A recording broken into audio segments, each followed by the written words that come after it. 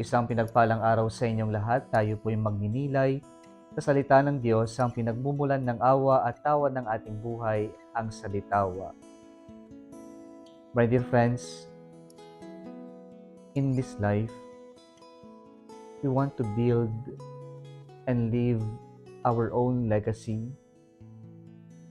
And we build our legacy because we know for facts that we are all just visitors here on earth. We come and go, we live and die. We build our legacy because we know time will come that we will die. We know that time will come that we will leave this world, and we want something good that other people can remember, something good that people can cherish, that once in this world, someone like us passed or lived in this world. We build our legacy. We want to leave something good here on earth. At ito po yung paalala ng Panginoon when everybody was admiring the beauty, the decorations of the temple, the costly ornaments of the temple. Jesus reminded them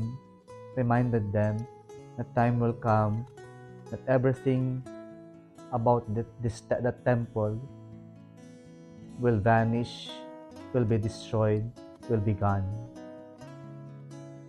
And this is a good reminder, my dear friends. We ask ourselves, yes, we are building our legacy, but what kind of legacy? What kind of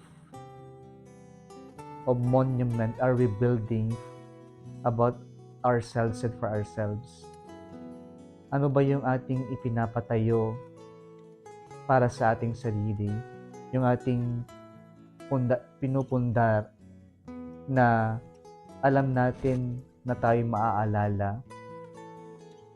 Mga kapatid, magandang paalala na ang mga material na bagay na iniipon natin, na inaalagahan natin dito, na minsan pinagdadamot natin ay maglalaho, mawawala, sapagkat ang mga bagay dito ay panandalian lamang.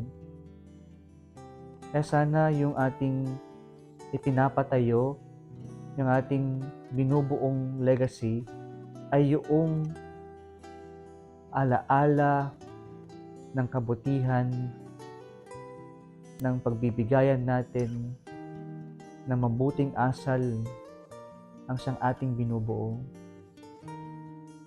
And hopefully, this is what we build here on earth.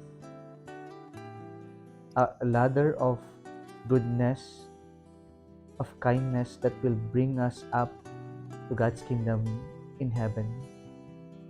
Sana ito yung ating ipinapatayo, hagdanan ng kabutihan na siyang magdadala sa atin patungo sa langit, sa paghahari ng Diyos.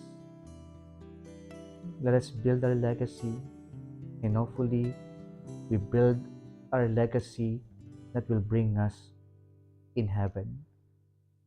At yung legacy na yan ay kung gaano tayo naging mabuti, yung magandang pakikitungo natin sa ating kapwa-tao, at yung magandang asal natin. Nagustuhan mo ang video na ito, huwag kalimutang mag-like, i-share at mag-subscribe sa Salitawa Facebook page at YouTube channel.